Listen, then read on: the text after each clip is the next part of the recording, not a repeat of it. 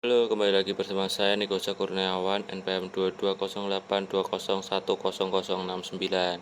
Kembali lagi di Kuas Kuliah Asik, dan pertemuan kali ini kita akan membahas apa itu penerapan bisnis intelijen meliputi data mining, OLAP, MIS, KMS, dan DSS pada organisasi dan kehidupan sehari-hari. Nah, kita mulai dari pertama-tama itu kita apa sih latar belakangnya ya. Laporan yang berjudul penerapan bisnis intelijen meliputi data mining, OLAP, MIS, KMS, dan DSS pada organisasi dan kehidupan sehari-hari. Nah, kemudian apa itu bisnis intelijen, data mining, OLAP, MIS, KMS, dan DSS? Terus bagaimana penerapan bisnis intelijen, data mining, OLAP, MIS, KMS, dan DSS pada perusahaan?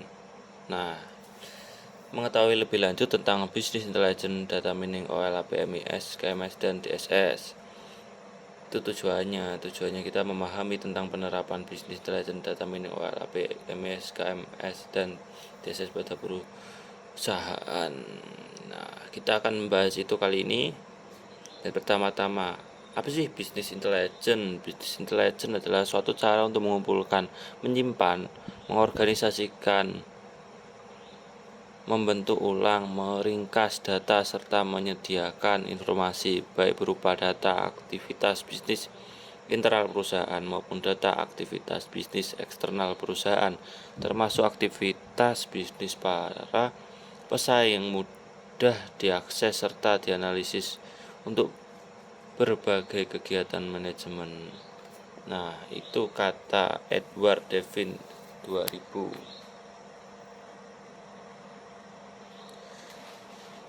Kita lanjut. Nah, bisnis intelijen atau BI adalah rangkaian aplikasi dan teknologi untuk mengumpulkan, menyimpan, menganalisis, dan menyuguhkan akses data untuk membantu tinggi perusahaan dalam mengambil keputusan. Itu kata Stefan Abdi Nugroho 2008. Ada lagi nih, bisnis intelijen adalah alat menganalisis yang digunakan untuk mengkonsolidasikan data, menganalisis, menyimpan, dan mengakses banyak data untuk membantu dalam pembuatan keputusan seperti perangkat lunak untuk query database dan pelaporan, alat untuk menganalisis data multidimensi, dan data mining. Itu kata C. London 2007. Nah, apa sih komponen utama dari bisnis intelijen? Dan sebagai berikut ini adalah komponen pertamanya. Yang pertama ada data warehouse, yang kedua ada bisnis analitik, yang ketiga ada data mining, yang keempat ada bisnis performance management. Nah, kemudian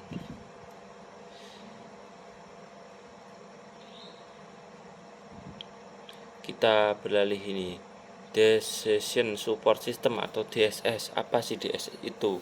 Menurut Lobeck dan Huergan, Decision Support System adalah suatu aplikasi yang dapat membantu dalam mencari jalan keluar dari suatu masalah di dalam organisasi, dan sistem ini dapat mendukung dalam pengambilan keputusan dan memecah masalah.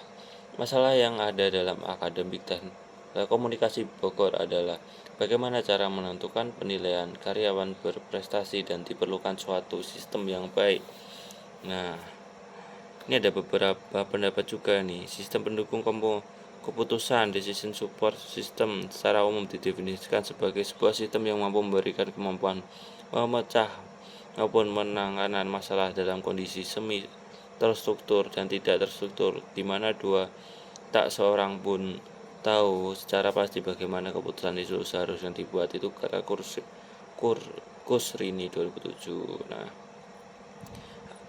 ada lagi, sistem pendukung keputusan dapat memberikan dukungan dalam membuat keputusan dalam semua tingkat level manajemen, baik individual maupun grup, terutama dalam situasi semi terstruktur dan tidak terstruktur, membawa kepada keputusan bersama dan informasi yang subjektif. Turban 2004. Nah, 3 komponen dasar dari rancangan DSS adalah database atau bisnis pengetahuan. Yang kedua, model yang meliputi konteks keputusan dan kriteria pengguna. Yang ketiga, user interface. Selain tiga komponen dasar tersebut, para pengguna sendiri juga termasuk komponen yang penting dari desain atau rancangan DSS tersebut.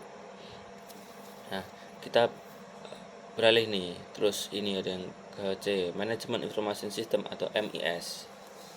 MIS menurut Handoko 2012-237 menyatakan bahwa sistem informasi manajemen adalah suatu prosedur sistematik pengumpulan, penyimpanan, pemeliharaan, perolehan kembali dan validasi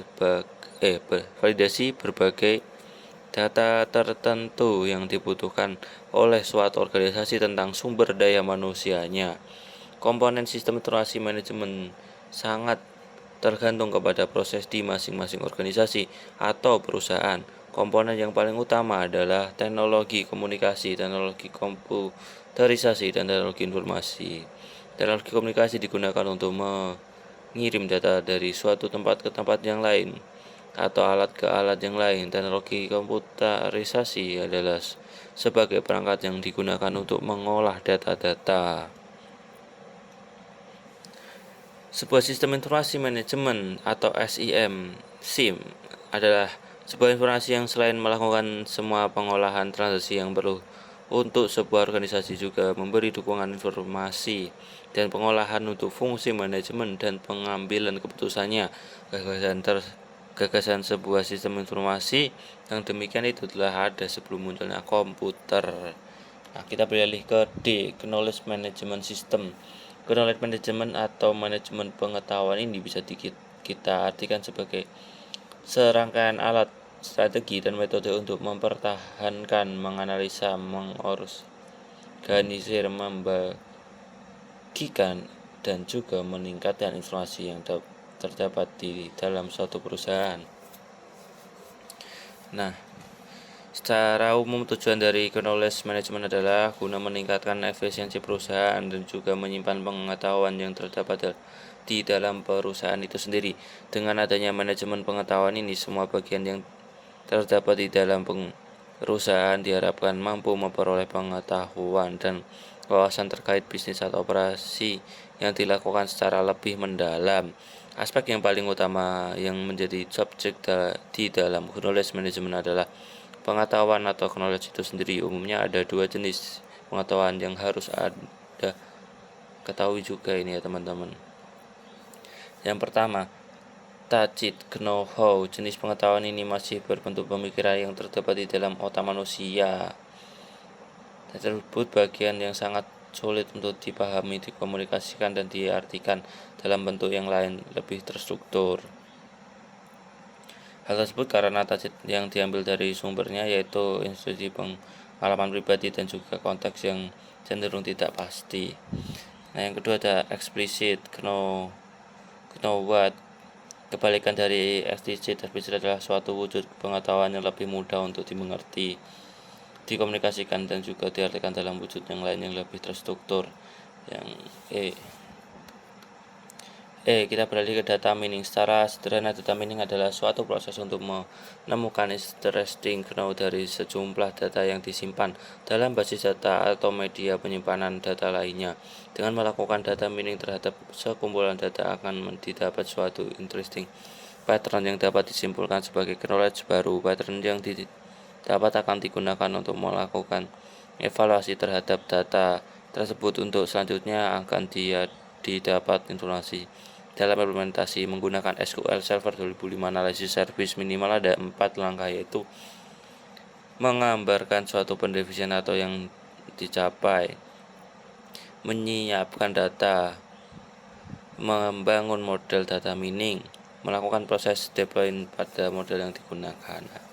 Kita beralih ke F, efisiensi analisis proses. OLAP atau online analisis proses merupakan software yang menampilkan analisa multidimensional dari physical data store seperti data warehouse, data mart, atau centralized data store yang memiliki volume data yang sangat besar.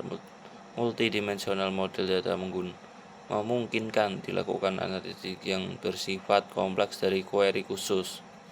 Collab menggabungkan informasi dari beberapa sistem dan membuat forecast atau prediksi OLAP tidak hanya menyajikan pertanyaan operasional seperti apa dan siapa, tapi juga memungkinkan kita untuk mendapatkan jawaban dari suatu kondisi tertentu. What if?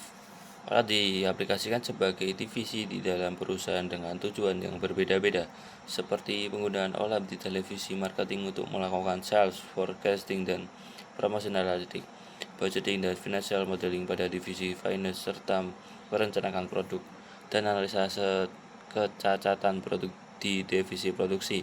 OLAP mempunyai beberapa fitur keunggulan seperti multidimensional data view, time intelligence, dan bantuan kalkulasi yang kompleks, response time yang cepat dan interaktif, serta dapat digunakan untuk mengidentifikasi outlines dan cluster, di mana hal tersebut memberikan keuntungan berupa peningkatan produktivitas dari end user. Mengurangi backlog dari application development untuk IT staff, meningkatkan pendapatan dan mengurangi lalu lintas jaringan pada data source atau sistem OLTP. Nah, seperti itu. OLAP itu kalau kita baca lebih lanjut itu panjang sekali ya. Multidimensional view of data OLAP memudahkan proses analisa kompleks seperti penataan akan tata penjualan item di setiap kota berdasarkan kuartal dengan menampilkan agregasi pada kolom dan row terkait. Terdapat beberapa tipe OLAP: roll-up, regional OLAP, star base, MOLAP, multinasional OLAP, group base, dan pengembangan kebudayaan yaitu HOLAP, hybrid OLAP. Ada banyak juga. OLAP memiliki beberapa kemampuan seperti antara lain roll-up, drill-up, train, and trace, serta pivot atau bisa disebut rotate. Nah, itulah penerapan bisnis intelligence pada perusahaan. Pada kesempatan ini mengambil contoh pada perusahaan Apple. Bisnis intelligence sangat penting bagi sebuah perusahaan, tak terkecuali pada perusahaan Apple. Sistem bisnis intelligence dari beberapa yaitu pengumpulan data, memproses data, mengumpulkan informasi dari data tersebut dan membuat keputusan untuk sebuah perusahaan. Di Apple Inc. kami mengambil contoh penjualan seri terbaru iPhone yaitu iPhone 14.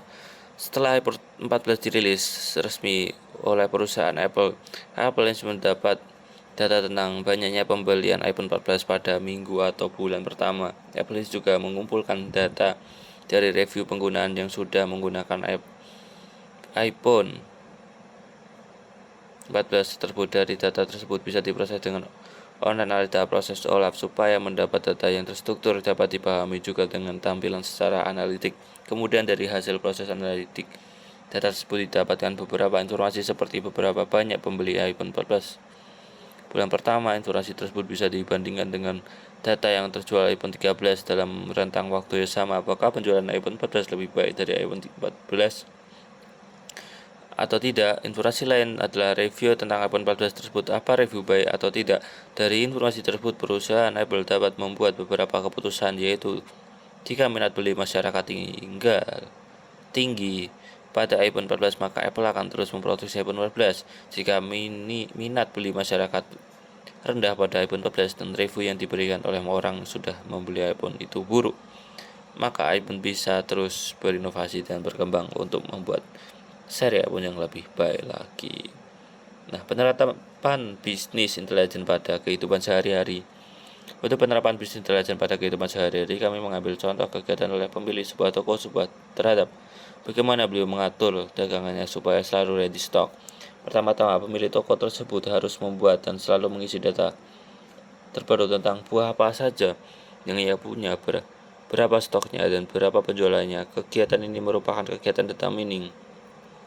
Kemudian pemilik toko memproses data tersebut sehingga didapat data yang struktur tentang banyaknya buah yang dijual dalam kurun waktu seminggu. Kemudian dari data yang terstruktur tersebut didapatkan informasi sebuah yang terjual paling banyak dan buah apa yang diminati oleh pembeli, sehingga penjual dapat membuat keputusan harus menambah stok buah yang paling diminati pembeli dan mengurangi stok buah yang tidak diminati pembeli agar buah tidak busuk dan mengalami kerugian. Nah, kesimpulannya adalah bisnis intelijen bisnis adalah suatu cara untuk mengumpulkan, menyimpan, mengorganisasikan, membentuk ulang, ringkas data serta menyediakan informasi baik berupa data aktivitas bisnis internal perusahaan maupun data aktivitas bisnis eksternal perusahaan, termasuk aktivitas bisnis para pesaing yang mudah diakses serta dianalisis untuk berbagai kegiatan manajemen yang memiliki komponen-komponen meliputi data mining, OLAP, MIS, KMS, dan DSS. Bisnis intelligence sangat membantu bagi suatu perusahaan maupun individu untuk mengambil suatu keputusan yang baik. Oke, sekian podcast hari ini. Mungkin pembahasannya panjang tapi lumayan seru juga karena ini sangat bermanfaat sekali ya di era sekarang. Terima kasih. Wassalamualaikum warahmatullahi wabarakatuh.